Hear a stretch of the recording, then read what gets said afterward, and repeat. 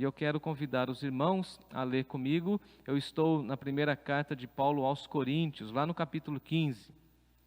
Estamos vivendo ainda aquele momento gostoso do aniversário da nossa igreja, louvando a Deus pelos 12 anos da história da nossa igreja.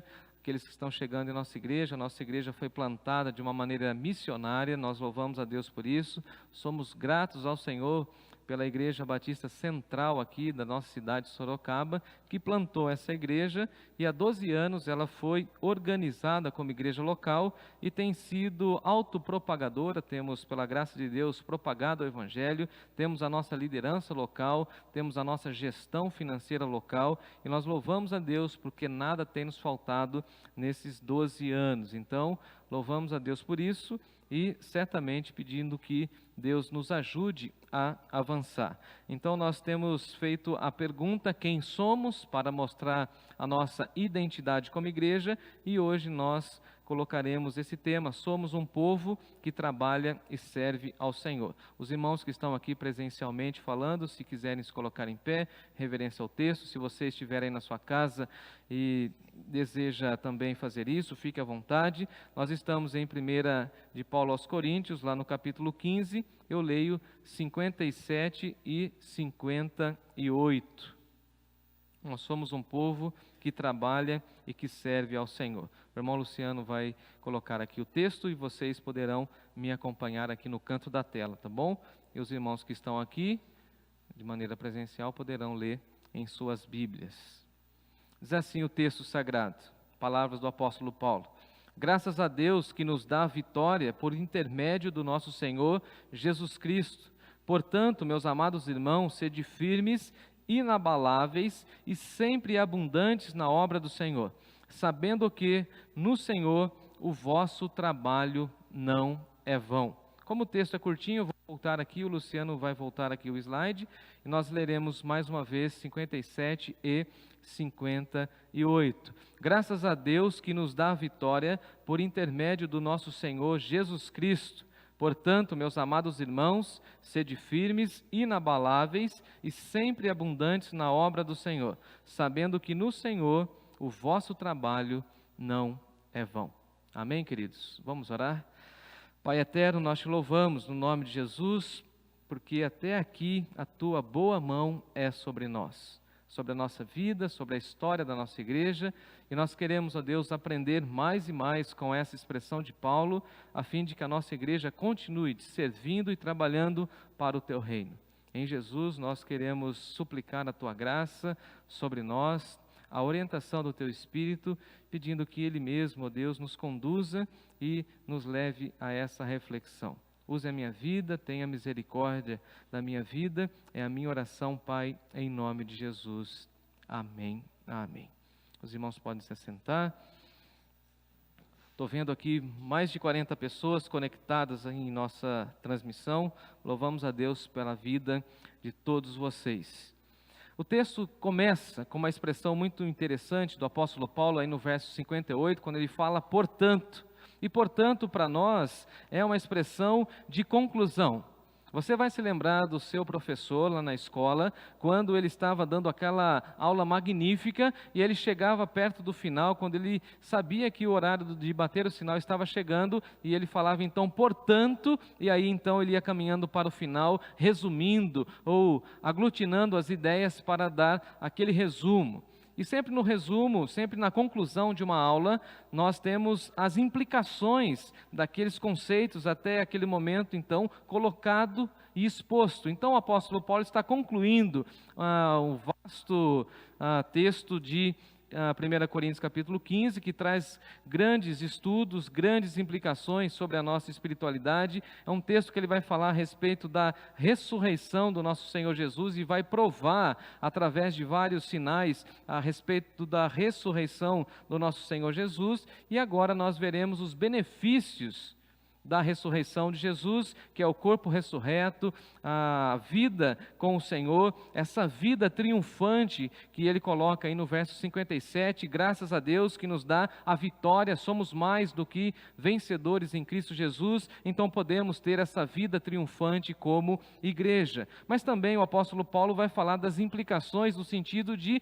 motivar, de mover a igreja para o trabalho ministerial, para o seu serviço ministerial. Então o contexto do capítulo 15 é extremamente denso, profundo para o conhecimento teológico e por isso, antes de mergulhar no versículo 58, que eu quero me ater com vocês, eu quero então fazer uma retomada daquilo que está como pano de fundo, como o conteúdo central do Evangelho, que está aí no capítulo 15. Então eu convido você a folhear sua Bíblia, voltar lá no comecinho do capítulo 15, e nesses 10 primeiros minutos eu preciso explicar tudo aquilo que está no capítulo 15, a fim de que nós tenhamos o entendimento do que Paulo está falando a respeito da ressurreição, da vitória de Jesus sobre a morte e da forma como Jesus conduz a sua igreja, e ele vai encerrar esse capítulo motivando a igreja para o serviço. Então, o que motiva a igreja, o que motiva os crentes é a ressurreição do nosso Senhor Jesus. É muito estranho e para mim soa de uma maneira muito complicada essa ideia de que nós precisamos motivar os nossos irmãos no sentido de prestar culto, de participar do reino de Deus. Afinal de contas, se nós somos convertidos, a ressurreição de Jesus é a nossa maior motivação. Sim ou não? Se ele morreu na cruz, se ele venceu ao terceiro dia, se ele traz a morte como derrotada, nós não temos que ter outra motivação. O culto não tem que ter outra motivação a não ser a ressurreição do nosso Senhor Jesus Cristo. E aí no capítulo 15, no versículo 3, o apóstolo Paulo fala que está entregando à igreja aquilo que ele recebeu, e ele recebeu essa tradição, que Jesus Cristo morreu pelos nossos pecados segundo as Escrituras. Então na cruz do Calvário, Jesus Cristo estava pagando as nossas dívidas e que ele foi sepultado, versículo 4, e ressuscitou ao terceiro dia segundo as Escrituras. Então veja que o Evangelho é essa notícia de que Deus nos ama, de que Deus em Cristo Jesus estava nos salvando, mas também que em Cristo Jesus Ele estava vencendo a morte. O último inimigo foi vencido na cruz do Calvário e o último inimigo foi vencido de uma forma derradeira quando Jesus Cristo deixou os lenços para trás e ressurgiu ao terceiro dia, motivo da nossa alegria. E aí o apóstolo Paulo vai trabalhar com o contexto em que a ressurreição tem um fundo histórico. Dá uma olhadinha no versículo 5. E apareceu para Cefas, que é Pedro, depois Jesus apareceu para os 12, depois ele foi visto por mais de 500 irmãos, aí no versículo 6, mostrando a credibilidade da igreja, porque a igreja estava sendo atacada. Havia um grupo na igreja de Corinto, e nós estudamos um pouco pela manhã a história da igreja de Corinto, as dificuldades dessa igreja, e havia um grupinho na igreja que estava falando o seguinte: não há ressurreição, Jesus Cristo não ressuscitou. Heresia. E há um grupo também hoje que tenta falar que na realidade Jesus Cristo não ressuscitou. Na realidade essa teoria, ela é antiga, mas ela tem atormentado as igrejas nesse tempo, nesse momento, em que nós acompanhamos essa realidade de que pessoas tentam negar a ressurreição de Jesus. E aí o texto vai dizer para nós no versículo 12 que havia pessoas que estavam tentando tirar essa afirmação de que Jesus Cristo ressuscitou ao terceiro dia. E o apóstolo Paulo no versículo 13 vai dizer o seguinte: e se não há ressurreição de mortos, então Cristo não ressuscitou. Se não há ressurreição, se nós não estamos com a certeza de que vamos gozar da eternidade, Cristo não ressuscitou. E se Cristo não ressuscitou, é vã a vossa fé, porque a nossa fé está estabelecida na ideia e na concepção de que Cristo não está na morte, de que Cristo não está na tumba, de que Cristo venceu a morte. Então, se nós negarmos a ressurreição, é vã a nossa fé. Se a gente não tiver a convicção de que Cristo de fato está vivo, está à direita do Pai, que Cristo intercede por nós, é vã a nossa fé e é vã a minha pregação.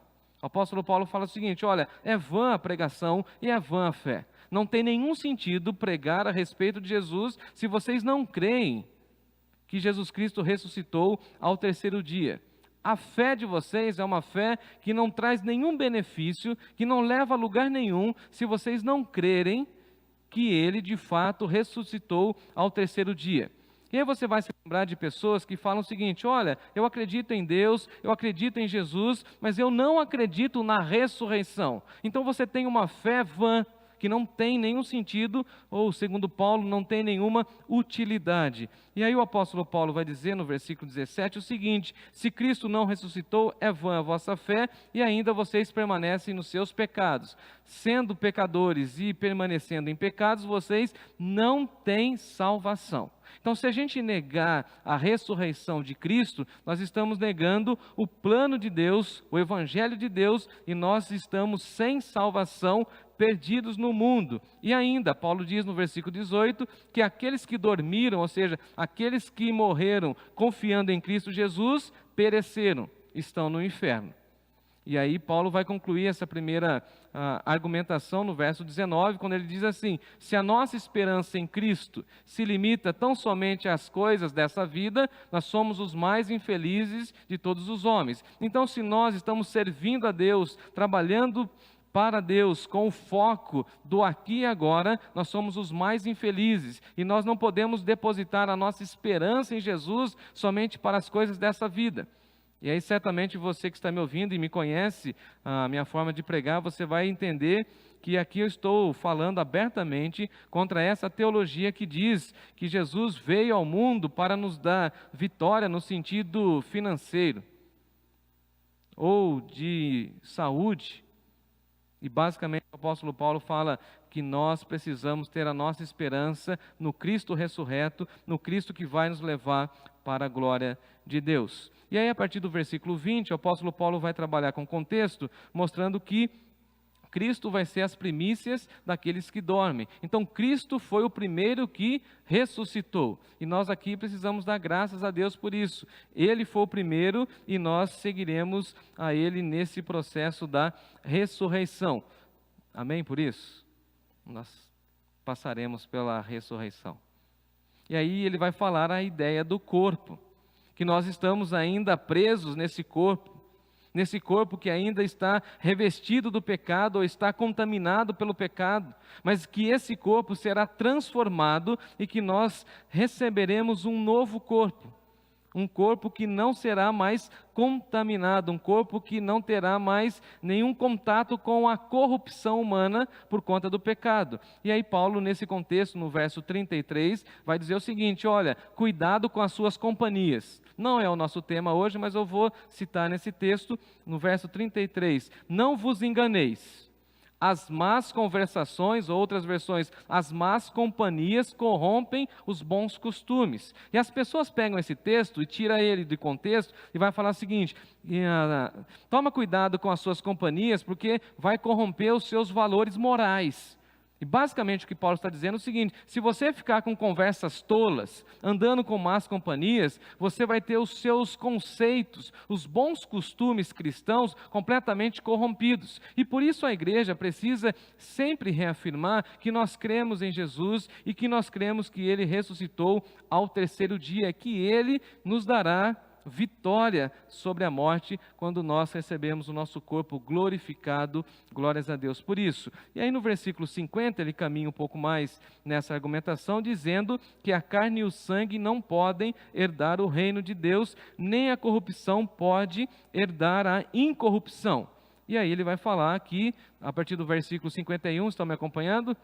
A partir do verso 51, que nem todos nós dormiremos. E aqui ele está falando da segunda vinda de Jesus. Então, Paulo está dizendo o seguinte: vocês precisam crer que Cristo ressuscitou, está vivo, porque Ele vem buscar a sua igreja. E aqueles que partiram antes de nós estão com Cristo, estão dormindo, mas que nem todos nós dormiremos. Então, Paulo tinha a expectativa e queria mover a igreja a ter a expectativa do anseio de que Cristo viria para aquele tempo.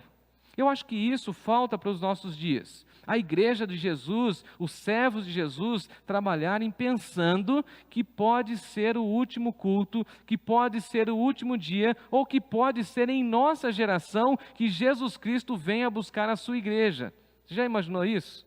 Se for na nossa geração, Jesus vindo buscar a sua igreja, então Paulo está dizendo o seguinte: olha, nem todos nós dormiremos, mas todos nós seremos transformados. Aqueles que já partiram, já receberam o corpo glorificado, já foram transformados. Mas nós, os que estivermos aqui no dia que Jesus Cristo vier buscar a sua igreja, seremos todos transformados. E aqui nós podemos louvar a Deus, engrandecer a Deus, porque a promessa feita por João lá no livro de Apocalipse é verdade, que nós não veremos mais o luto, a morte, as lágrimas, o sofrimento, e teremos o nosso corpo revestido, e estaremos com o Senhor para todo sempre. E ele diz que tudo isso acontecerá num momento, num abrir e fechar de olhos. Naquele momento, quando a gente menos esperar, tudo isso vai acontecer quando aquele anjo tocar a trombeta. E a trombeta soará, os mortos ressuscitarão com os corpos incorruptíveis, e nós todos seremos transformados. Promessa de Deus por meio do apóstolo Paulo. E aí ele vai argumentando isso à igreja, mostrando que Jesus é o vitorioso sobre a morte, e dessa forma movendo a igreja para o seu trabalho. E aí chegamos no versículo 55, eu já vou entrar aqui no nosso texto, quando ele diz o seguinte: onde está, ó morte, a tua vitória? Onde está, ó morte, o teu aguilhão? Cadê a vitória? O aguilhão da morte é o pecado, e a força da lei, do pecado é a lei. Graças a Deus que nos dá vitória por intermédio do nosso Senhor Jesus Cristo. Então vamos agradecer, porque em Jesus Cristo nós temos a vitória. Vitória sobre o quê? Vitória sobre a morte. A morte não nos assombra mais. A morte não tira mais o nosso sono, porque a nossa vida está em Cristo Jesus. Então a motivação para a igreja continuar caminhando, para que a igreja continue servindo a Deus com integridade, é que Jesus venceu a morte, e nós estamos do lado vitorioso. Louvado e exaltado seja o nosso Deus. A igreja vai triunfar, a igreja é vitoriosa, porque Jesus tem a chave da vida e da morte em suas mãos. E aqueles que se rendem a Jesus, certamente servirão e trabalharão muito para o reino do nosso Senhor. E aí chegamos no versículo 58, quando ele diz: portanto, meus amados irmãos, igreja querida, eu quero dar 3 dicas para vocês, o apóstolo Paulo diria para nós. A primeira dica e a primeira característica desse povo que serve, que trabalha, é a firmeza. Olha o que ele diz: sede firmes. É interessante que aqui no interior de São Paulo, e eu sou mais do interior ainda, sempre eu ouvi aquela expressão. Desde criança eu achava muito interessante, quando 2 homens, por exemplo, se encontravam, eu nunca vi as mulheres fazendo isso, foi mais os homens. E aí, sempre com aquele sotaque bem característico, falava assim: e aí, firme e forte? Dava a mão assim, falava firme e forte. E aí, você está firme? Como estão as suas coisas? Como está a sua vida? E aí depois eu vi muitos dos meus irmãos fazendo isso na igreja. E aí, meu irmão, está firme? E o que Paulo está dizendo é dessa firmeza espiritual. Paulo está nos estimulando a sermos firmes na obra do Senhor, naquilo que tange a igreja. Porque a expressão grega traz o sentido para nós daquilo que é irremovível, ou seja, daquilo que não pode ser mudado de lugar. Entenda isso. A expressão grega está dizendo o seguinte: se nós estamos em Jesus e se nós cremos na ressurreição, nós estamos plantados no reino de Deus. Nós estamos plantados na igreja. E dessa forma, todos nós precisamos estar firmes, completamente fundamentados na igreja, no reino de Deus. Paulo pede que nós trabalhemos de uma forma firme, que o nosso trabalho seja firme, que a nossa postura passe firmeza diante das pessoas. Nós precisamos continuar mostrando que nós somos uma igreja completamente estabelecida na palavra de Deus, e dessa forma nós permaneceremos firmes na presença de Deus. Os ventos de doutrinas não nos abalarão. Paulo aqui está dizendo e falando para nós a respeito da credibilidade da igreja, a credibilidade da mensagem da igreja. É uma igreja firme, E o pedido de Paulo, o apelo de Paulo, é que aqueles irmãos de Corinto e também nós fiquemos firmes, sede firmes. Paulo aqui também está falando da estabilidade. É muito interessante, a pessoa que, por exemplo, está embriagada, ela perde completamente o quê? A sua firmeza. Ela não consegue dar um passo de uma maneira tranquila, porque ela perde o seu controle. O que Paulo está dizendo é o seguinte: nós precisamos ter estabilidade. Precisamos lembrar que nós estamos andando sobre a rocha, que é Jesus. Mas também Paulo aqui está falando de uma postura que não se abala. Amados irmãos, Paulo está dizendo, não vamos nos abalar com facilidade. Vamos demonstrar, acima de tudo, a nossa firmeza. O trabalho do Senhor precisa ser feito com firmeza, com segurança. Nós precisamos passar segurança para as pessoas que estão ao nosso redor, para as pessoas que nos ouvem. Precisamos permanecer firmes diante do Senhor.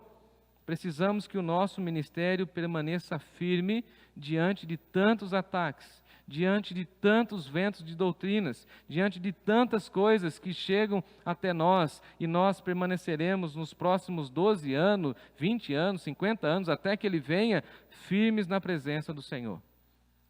Gosto da expressão de Davi, quando ele fala o seguinte: firme está o meu coração a Deus. O meu coração está firme. O nosso desejo de servir a Deus deve permanecer firme. O nosso desejo de ter o nosso coração íntegro na presença do Senhor deve permanecer firme. O nosso desejo de servir a Deus deve permanecer firme. Devemos seguir resolutos com essa firmeza. Porque Paulo está dizendo, a primeira característica dessa igreja que crê na ressurreição, que é movida pela ressurreição, é a firmeza. Graças a Deus que nós temos uma firmeza doutrinária. Eu glorifico a Deus por isso. Graças a Deus que nós temos uma firmeza de princípios e valores. Graças a Deus porque nós ensinamos às nossas crianças aquilo que Deus disse que é certo e errado. Nós cremos nisso. Ontem, estou vendo aqui duas mães que estavam aqui, não foi isso? Nós ensinamos aquilo que está na Bíblia. Nós queremos que a nossa igreja seja bíblica. E por isso nós cremos que Deus pede a nós firmeza. A segunda expressão de Paulo é o seguinte: sede firmes, mas sede também inabaláveis. Paulo aqui vai nos estimular a sermos inabaláveis na obra do Senhor, pedindo que os irmãos de Corinto e também pedindo a nós que não fiquemos inclinados a qualquer outra coisa.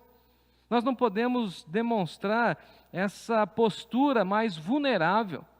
O que Paulo está dizendo àqueles irmãos é o seguinte: aqueles irmãos de Corinto sempre tiveram uma inclinação a mudar de opinião, a mudar de postura, sempre foram favoráveis às divisões, às facções, aos grupos, à instabilidade.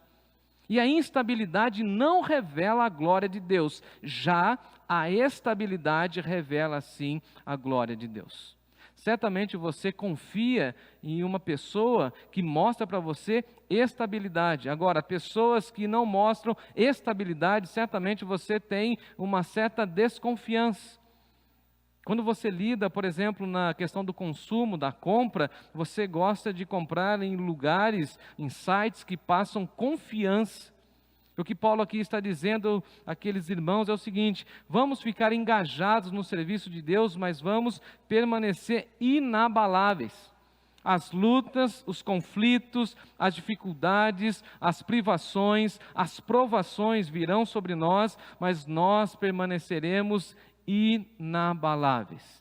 As ovelhas do Senhor Jesus são aquelas pessoas que permanecem inabaláveis diante dos ataques da vida, diante dos assaltos que a vida acomete, e elas permanecem inabaláveis.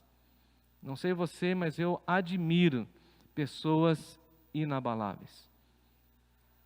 E tem algumas pessoas que têm uma espiritualidade tão pujante, tão forte, que quando a gente olha para ela, a gente fala assim: será que nem isso vai abalar essa pessoa? Será que nem isso vai mexer com essa pessoa? Eu me recordo de ovelhas que tive, de ovelhas que eu tenho sobre a minha liderança, que são pessoas inabaláveis, são pessoas que não mudam de opinião, são pessoas que continuam crendo, continuam validando a sua fé. São pessoas que, à semelhança de Jó, falam assim: eu sei que o meu Redentor vive, e por fim se levantará, e o nosso Redentor já se levantou na cruz do Calvário, e por isso nós temos esperança no nosso coração, e por isso permanecemos inabaláveis. É claro que nós acompanhamos com tristeza muitas comunidades, muitas igrejas e muitos cristãos que se perderam por conta da pandemia.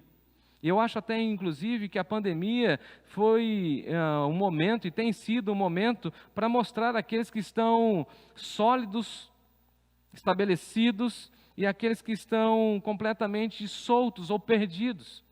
E nós precisamos buscar essa segurança, nós precisamos buscar esse controle ou autocontrole de uma vida inabalável.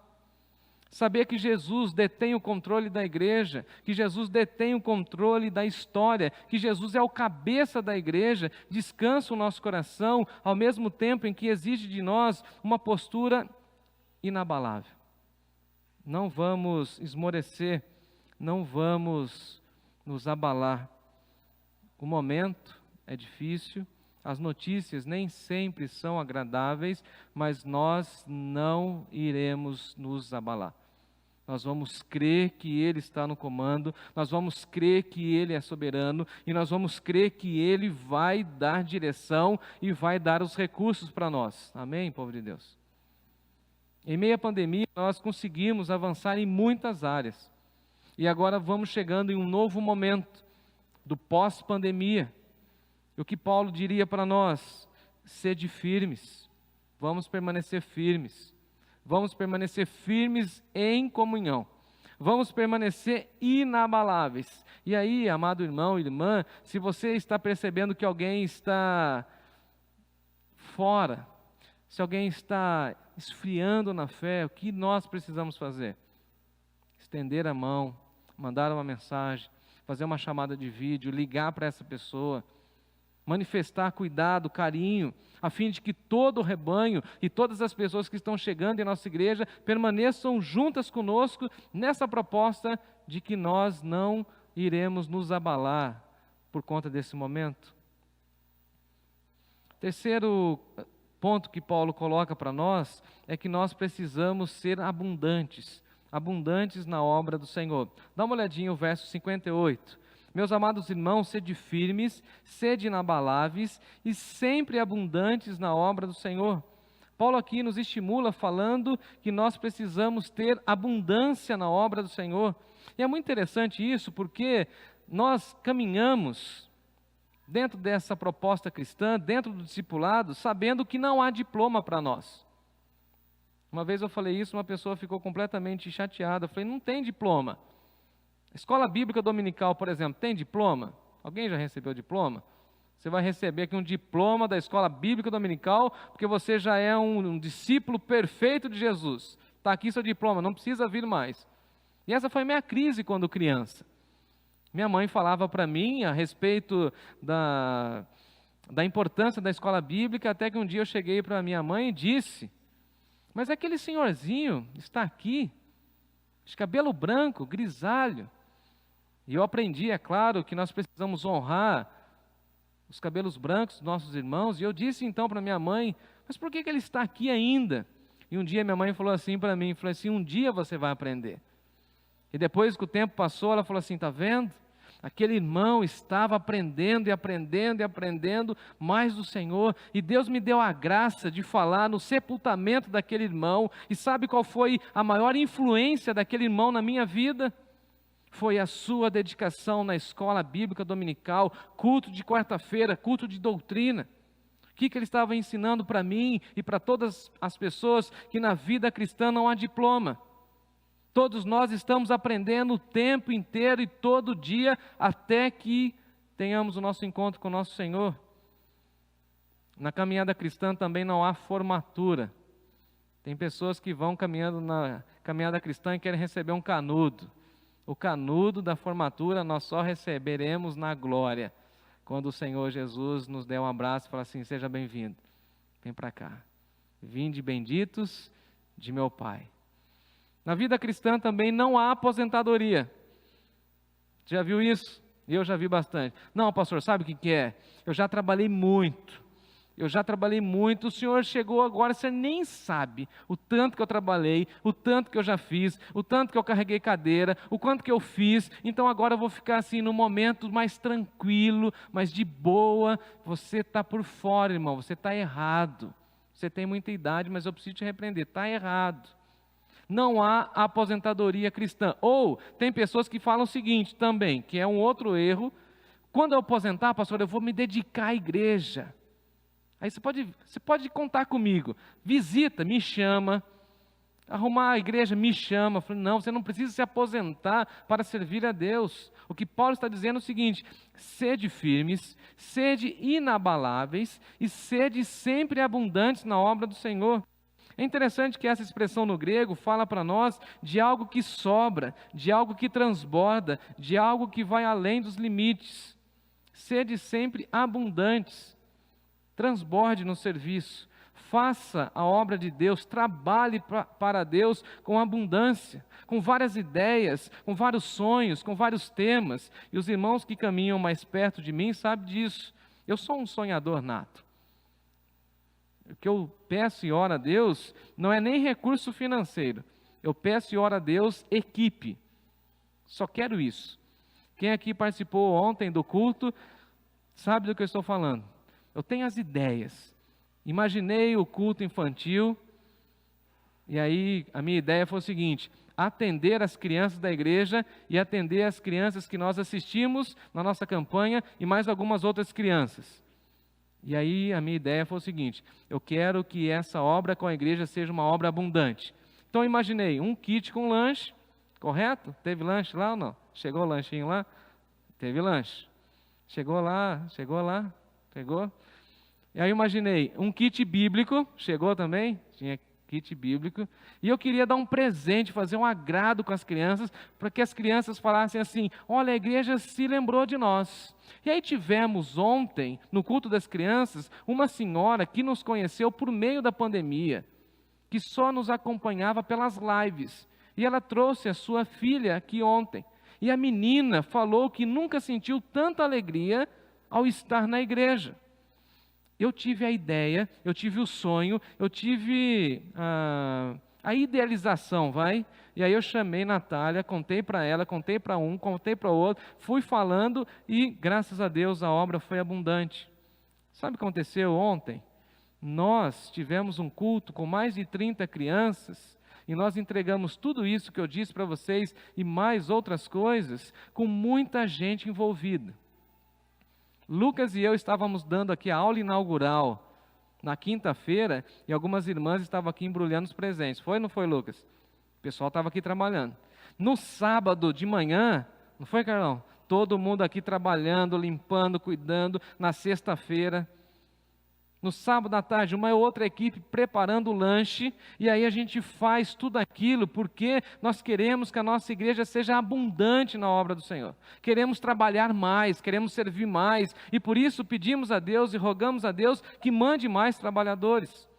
Queríamos estar em todas as mídias sociais, mas precisamos de trabalhadores. O que Paulo está dizendo para nós é que nós precisamos ser abundantes, trabalhar bastante, que o nosso trabalho seja em grande quantidade, porque em grande quantidade nós vamos conseguir alcançar o máximo de pessoas e o volume do nosso trabalho possa redundar numa abundante colheita para a glória de Deus. Amém, por isso.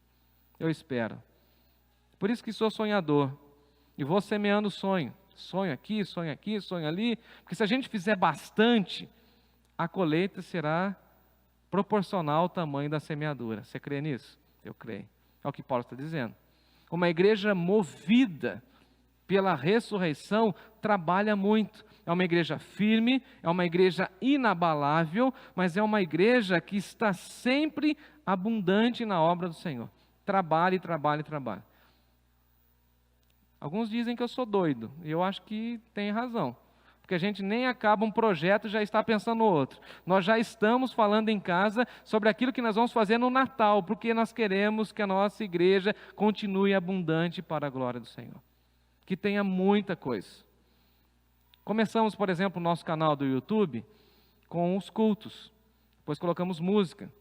material para as crianças, lives diversificadas, sempre abundantes na obra do Senhor. E você é convocada por Deus para trabalhar com a gente. Temos tantas coisas a serem feitas, a fazermos, e nós precisamos de ajuda. Que nós continuemos firmes, que nós continuemos inabaláveis, que nós continuemos abundantes na obra do Senhor, sendo motivados pelo Senhor a fazer a obra do Senhor para a glória do Senhor. A motivação para o serviço cristão, para o serviço do engajamento na igreja é a ressurreição de Cristo Jesus. É bom sabermos, eu estou caminhando para o final, que todo o trabalho, todo o empenho, toda a dedicação na obra do Senhor, enquanto nós estamos fazendo para o Senhor, não é vão. Isso aqui traz muita alegria ao nosso coração. Olha o que Paulo diz: nós vamos trabalhar, nós seremos firmes, nós seremos inabaláveis, nós seremos abundantes na obra do Senhor, sabendo o que no Senhor, trabalhando para o Senhor. E aqui tem uma chave de interpretação interessante. Paulo está dizendo o seguinte: tem muita gente que é firme, que é inabalável, que trabalha muito, mas não faz para o Senhor.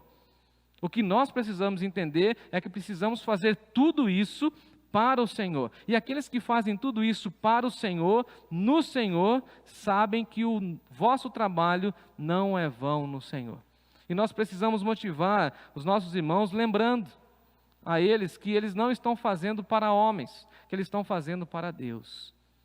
Tudo aquilo que fazemos na igreja, tudo aquilo que dedicamos a Deus no reino dele, nós não estamos fazendo para homens. É nessa mesma carta e na segunda carta que Paulo vai dizer que ele não estava à procura da aprovação humana. Ele queria agradar a Deus. E todo o serviço que nós realizamos no reino dele é para agradar a Deus e não as pessoas. É triste que nós damos muita ênfase àquilo que as pessoas acham. E uma vez, conversando com uma pessoa, eu disse para ela: você precisa se libertar dessa ideia de ficar pensando e trabalhando na igreja com essa perspectiva do que estão falando. A pergunta é: o que Deus acha da sua vida? O que Deus está vendo você fazer? Qual é a sua motivação quando você faz as coisas para Deus? O irmão Mário está aqui, não é assim que a gente fala, Mário? Vamos fazer aqui, vamos construir para Deus. Daqui uns dias a gente terá o nosso templo pronto para Deus. Quem aqui já viu, está ficando lindo, tá não? Está ficando lindo, para Deus. Qual é a nossa motivação? Fazer tudo para Deus. Sabendo que nele, para Ele, o nosso trabalho não é vão.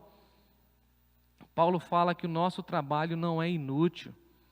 Por mais que não sejamos recompensados nessa vida, por mais que as pessoas não reconheçam o nosso trabalho, o nosso empenho, a nossa dedicação, por mais que as pessoas nem vejam os resultados ou os resultados demorem a aparecer, nós devemos ter essa certeza de que no Senhor o nosso trabalho não é vão. Faça para o Senhor e espere nele a recompensa. Porque quem espera a recompensa humana vai se frustrar, mas quem espera a coroa da vida preparada pelo justo juiz não se decepcionará, será feliz e receberá naquele dia. Trabalhemos, irmãos e irmãs, 12 anos de história, avançamos muito, mas temos muito a fazer.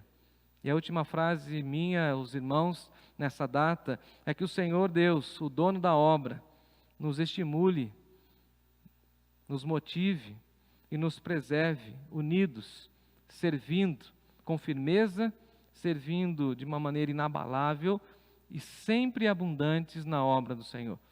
Porque quanto mais trabalhos fizermos para Deus, mais pessoas nós alcançaremos para a glória dele. Que Ele nos ajude, que Ele nos fortaleça, porque na realidade, no serviço do nosso Rei é que nós encontramos a felicidade. E é isso que nós vamos cantar. No serviço do meu Rei eu sou feliz, abençoado, consagrado, louvado e exaltado seja o nome do Senhor. E Deus abençoe a amada igreja. Vamos louvar o nome do Senhor.